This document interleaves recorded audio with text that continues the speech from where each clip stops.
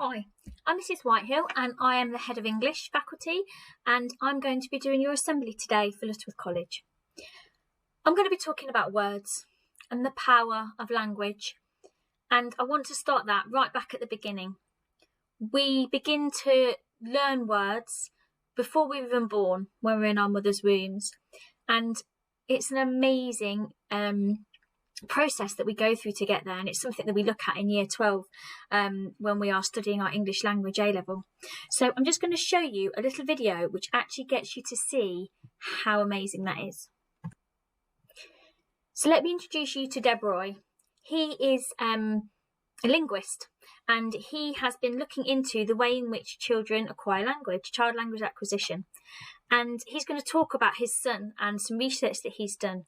And we're going to see a really magical moment. So have a look. So you've all, I'm sure, seen time-lapse videos where a flower will blossom as you accelerate time. I'd like you to now experience the blossoming of a speech form. My son, soon after his first birthday, would say gaga to mean water. And over the course of the next half year, he slowly learned to approximate the proper adult form, water. So we're going to cruise through half a year in about 40 seconds. No video here, so you can focus on the sound, the acoustics of a new kind of trajectory. Gaga to water. Gaga, gaga, gaga, gaga, gaga, gaga, gaga, gaga, gaga,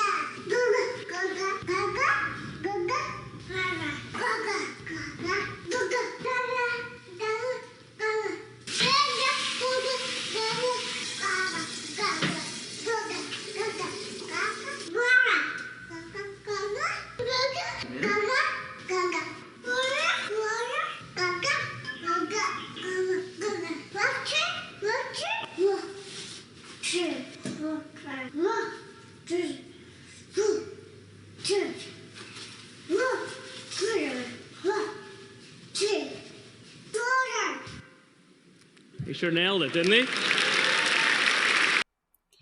A really powerful video there.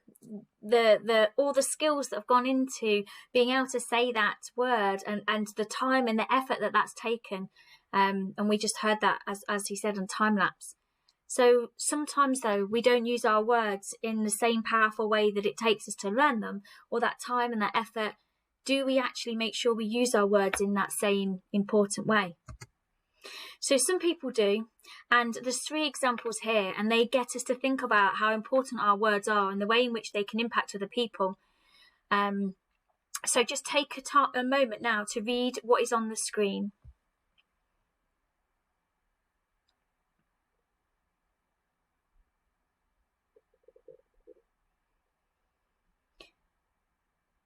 I think all of them, you will find, are focusing on the power that words can have.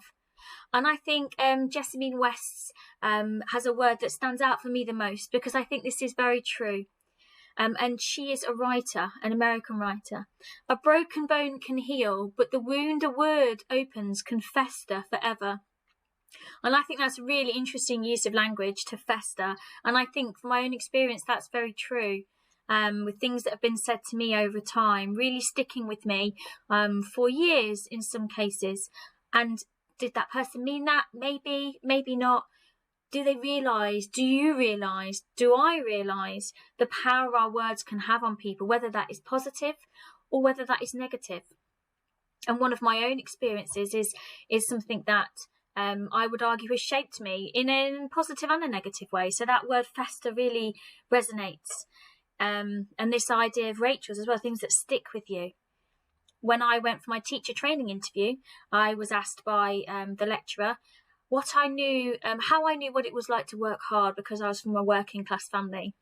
And this is something that has festered with me and has stuck with me and has echoed, to use the words there that are on the screen, in a good way, in that I sought then to prove that I absolutely did know what it was to work hard, and that class or gender or any other thing that might divide us shouldn't, and actually it wouldn't matter what class I was from. But also it is hurt, and I'm still, many years later, over 20 years later, that still stays with me, and that still bothers me. And so our words are very powerful. Another little video clip I wanted to look at, because this lady's words are very powerful to me. I find them absolutely inspiring, and I've just ordered a book of hers as well that has just arrived, Letter to My Daughter. She's a powerful and engaging American poet, and I think she's got some really valuable words that I would like to share with you in terms of the power of words.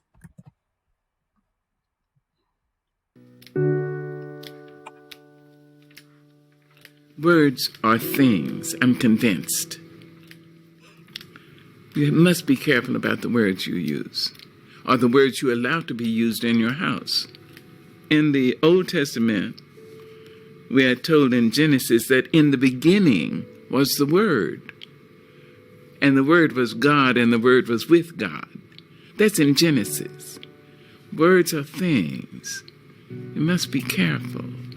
Careful about calling people out of their names, using racial pejoratives and sexual pejoratives and all that ignorance.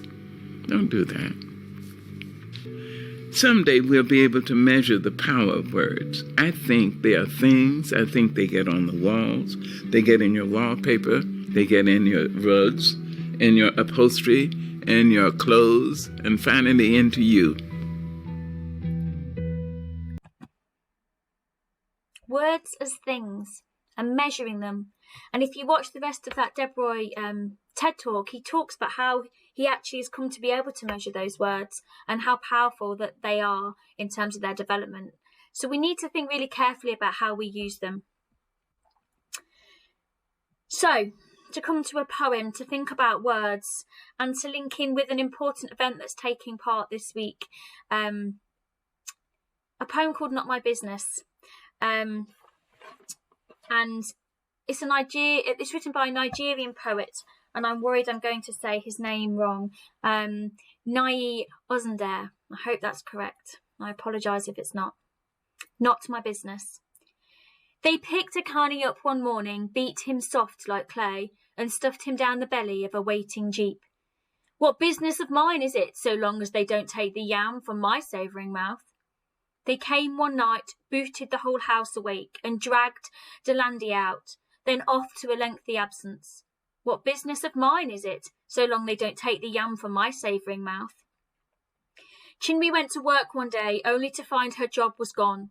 No query, no warning, no probe. Just one neat sack for a stainless record. What business of mine is it, so long as they don't take the yam from my savouring mouth? And then one evening, as I sat down to eat my yam, a knock at the door froze my hungry hand. The jeep was waiting on my bewildered lawn, waiting in its usual silence.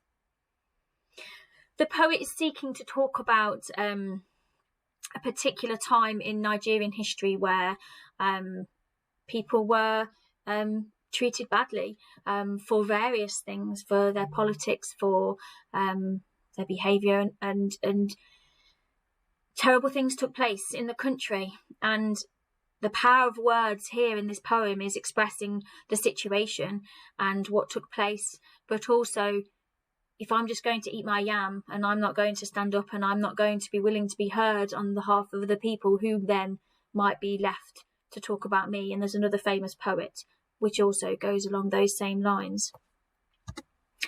So it is National Holocaust Memorial Day on the 27th of January, a really important and valuable day for us to stop and reflect and consider what has taken place in history. And the reason that we do that is to remember all of those people who suffered in these atrocities, but also to make sure things like this never happen again. Unfortunately, things have happened again, maybe not on the same scale as the Holocaust, but the fact that any more have happened since is too many. And this is just a screen shot taken from the National Holocaust Memorial website for you to have a look at if you're interested in, to look at the other genocides that have taken place, to get us to think about the power our words can have, about talking about these things now, about making sure that we can do everything we can with our words to stop the words of other people hurting us leading to fatal consequences, and make sure we do everything we can to protect all of those people around us and in our communities, so that we never forget again. So that's the 27th of January, and a powerful image there. So to finish on, 2 more quotations. Another extract from a poem titled Vultures from the old GCSE anthology, and interestingly there's an element here from a concentration camp. It references Belsen, and it makes reference to the commandant. How can this man do what he does and then buy sweets for his children on the way home? And the last stanza is one I want us to think about. Praise bounteous providence, if you will, that grants even an ogre a tiny glowworm tenderness encapsulated in icy caverns of a cruel heart. Or else despair, for in the very germ of that kindred love is lodged the perpetuity of evil.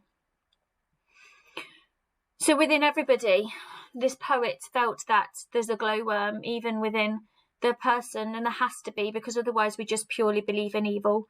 And we and the people who fought on our behalf did overcome what happened, but the scars still remain, and the scars remain for generations of people since the Holocaust, for those grandchildren of SS officers and survivors, and the way in which they still suffer now, which is why we must make sure we use our words for good.